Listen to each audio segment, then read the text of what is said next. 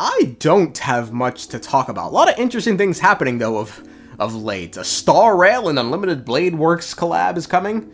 I mean, it's in a year, but, you know, it's nonetheless, it's a-coming. The Summertide Scales event is going on in Genshin, which I'll talk about when it wraps up. Lots of interesting things in there. It can't really be a coincidence we're getting this story about an evil dragon terrorizing the land right before we head into Natlan, which itself dealt with an evil dragon. And despite the propaganda bullshit they're spewing about the importance of letting people make their own decisions and not being an overprotective watcher, it's best we let the story play out before speaking on it. So what are we gonna do, huh? I mean, you guys already know because you've seen the title and the thumbnail, but in this very moment, I don't know what the video's about. Well, now I do because, well, when I was typing it, I don't, but I'm recording it now, so now it's... Although, to be fair, not knowing is part of the fun, you see. Funnily enough, this is also miHoYo's writing team's only belief when it comes to crafting a story, as evidenced by the fact that today we discuss the 5 biggest unsolved mysteries in lore thus far, part 3. Third part, huh? A sequel to a sequel. The tertiary installments to the Unsolved Mysteries of Lore series. I suppose it's natural as the story progresses, more questions arise from beyond the veil. Yeah, you know, but at times it can feel a bit much with this game. But I mean, hey, one of the unsolved questions in the earlier videos was who was the sinner, and we know the answer to that question, so, I mean, you can't deny progress when it's made, huh? With that said, these videos tend to go kind of long, and it's summer, man. We can't spend all day watching this video, right, guys? So with that said, let's start out with number 5. What is Project Stuzha? A plot that's currently in motion thanks to the Fatui. Project Stuzha is being spearheaded by the 5th-ranked Harbinger, the Mayor Pulcinella, and the 9th-ranked Harbinger Pantalone. According to Lenny, it has to do with the Fatui strategic plan for the future, and the House of the Hearth will play a key role in it all, but he laments this, as he states it will be a dangerous role to the point that the House will be in danger of losing members. However, it's not just the House that will be involved in this mysterious project, as aside from the earlier named Harbingers, others, such as the rank 11 Tartaglia, and even the 4th-ranked Arlecchino will also be involved in some capacity. Due to the incredible level of secrecy being kept with regards to the project, and the fact that it's still in its infancy, information on it is hard to come by. However, given Snezhnaya is but a nation away, and Stuzha translates to severe cold in Russian, that paints an ominous picture regarding Teyvat's future. Keep in mind, severe colds and snow, also known as Fimbulwinter, is what precedes Ragnarok or the Apocalypse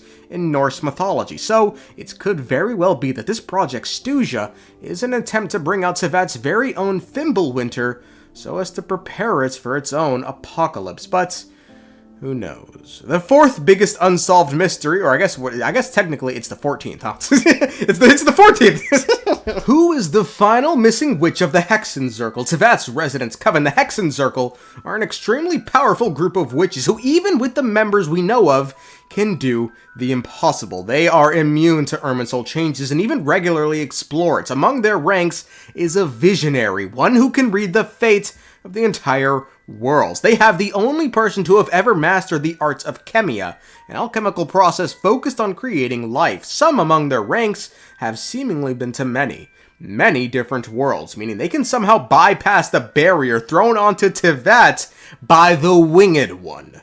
They used to meet often for tea parties, but those days have long since passed. They have/had 8 members, each of whom had a code letter corresponding with their real name. The elder of the group is Alice, also known as A. Then there's Astromancer Barbaloth Trismegistus, or B. Rhine-daughter Gold as R. Nicole Rain for N. Eva Nova, or J. Anders' daughter, also known as M. And Octavia, or O. Eva Nova and Anders' daughter, having been just ordinary humans, passed away long ago. I only listed 7 names because the Hexenzirkel, despite being comprised of 8 members, is missing one. There is a witch out there who belongs to this illustrious group that is currently unknown to us. The seating arrangement only displays 7 seats because the missing seats is Octavia's, given she's rarely on Teyvat, and it could be the missing witch was once a human who's also since died of old age. However, it could also be she's just, you know, of a long-lived species and is currently out doing voodoo. Well, with this fucking group, the sky's the limit, so literally anywhere in the universe. However, given the most recent witch we learned of, Octavia is someone who is powerful enough to freely wander different worlds, I doubt they'd leave us in suspense of this witch having already died, unless it was some epic death like the fucking third Descender or some shit. However, if this is a witch who's alive and can wield magic, the thought of this already powerful group becoming even stronger to us truly is horrifying. But we have absolutely no information regarding this missing witch, so we can't go much further than this. Moving on to the third biggest unsolved question thus far in the lore. Where are the 5 great sinners of Khaenri'ah? It is said, before Khaenri'ah fell, it once had 6 great figures who were the best of the best in their respective fields. They were the wise Raptatir, the visionary Vedrfolnir, Gold, Rhindaughter, the foul Sertologi, Rarir of Saldari, Revrir, fucking stupid ass name, and the Twilight Sword Dainslef. It was the responsibility of the 6 of them to stop the Vinster King from eating away the foundations of this world. However, instead, 5 of them, all but Dane, were alleged to have craved the power of the Abyss. They couldn't resist its call, and wanted power that could destroy a world, and thus, when the catastrophe inevitably hits Khaenri'ah, not a single one aside from Dainslef helped their nation. Hence, they were dubbed sinners, but in turn, they each became transcendent beings and came to possess world-shattering power. The current whereabouts of all the sinners is completely unknown. We've absolutely no information whatsoever on the wise Raptatir or Rarir of Saldari Revrir. So thus, their current whereabouts are unknown. The last time Vedrfolnir was seen, it was a little under 500 years ago. He helped Clothar to create the Abyss Order, and even laid out Fontaine's prophecy. He's currently working with the Traveler's sibling, but his current whereabouts are unknown. The foul Sertologi should reside in the Abyss. He took in the all-devouring narwhal at some point, and let it drink the primordial sea, but no one has seen him, except for the one he took on as an apprentice, Skirk. But when we ran into her, he was nowhere to be found, so his current whereabouts are unknown. Shortly after the Cataclysm, Gold, Rhindaughter, created Albedo, and they traveled together, whereby they managed to find the heart of Nibirius. Following this, Gold instructed Albedo to seek and uncover the truth of this world. And it was after this, she was never seen again, so her current whereabouts are unknown. Given they each have the power to shatter the world, the fact that they are all currently off the grid, doing things on their own terms, is concerning. However, they can only do things on their own term and time for so long before the heavenly principles awaken, which takes us to the second biggest unsolved mystery. When will the heavenly principles awaken? Getting their well-deserved rest, the heavenly principles have been asleep since the Cataclysm 500 years ago, showing no signs of activity. It's thanks to this inactivity the bullshit we see today is going on. No Nuremberg trials for the sinners yet. Snezhnaya doesn't have a fucking nail on top of it. The Abyss Order can create the Loom of Fates. I mean, it surely would be something if you sorry fucks still lost with 500 years of prep time against the niggas that are currently sleeping, but power of friendship, huh? The Dendro Archon Boer once theorized that destroying a Gnosis may awaken the heavenly principles, but given we later saw Focalor destroy a Hydro throne, and the heavenly principles didn't retaliate, odds are if she would have destroyed the Gnosis in this very moment, Dottore simply would have blasted her. The circumstances regarding the heavenly principles' nap time is unclear. I've always been under the assumption the heavenly principles are made up of the 4 shades and the primordial one, our progenitor god, hailing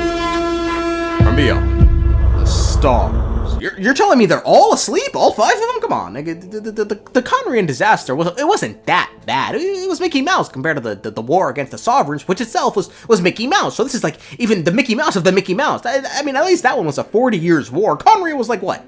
A week? If that? It's not, come on. It's for this very reason, it's tough to deduce whether this hibernation from the ones above is voluntary or not. So are they sleeping because they want to, or because they need to? We know Phanes was severely wounded in the Great War of Vengeance, so it could be then the Cataclysm 500 years ago was simply too much. And if that's the case, how dire does Teyvat need to be for it to awaken once more? We may find out soon enough. Maybe it's because of this, the Ops will win their war.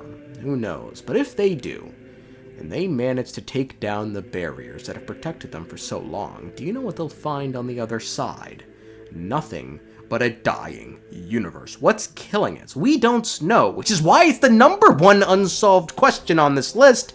What's killing the universe? On one of her many off-world trips, Octavia came back from one and revealed this, quote, "The entire cosmos is going to die soon. Things peaked, but not long ago, and are about to go south very fast." Octavia was sitting in a yard swathed in a flowing sunlight, pouring tea into the teacup she and the little witch loved most. The little witch pulled up a chair and sat in it. "You returned so suddenly," she said. "We didn't even prepare a chair for you. You're probably sitting in the old witch's chair now. Many stars across the cosmos have gone out. I don't know how much time is left," Octavia said. So, I mean, hey, you heard it here first, folks. The universe is dying. Do we know why? Nope. And this is completely above our pay grade, mind you, alright? We're not, we haven't dealt with anything aside from the fucking continent of teyvats, man, nigga. Well, shit, we look up at the sky, we're not even seeing the real sky, nigga. That's the fake sky! That's the fake sky, put up by the great deity. So, I mean, look, when the universe started to die, what's causing it, and can it be reversed, are all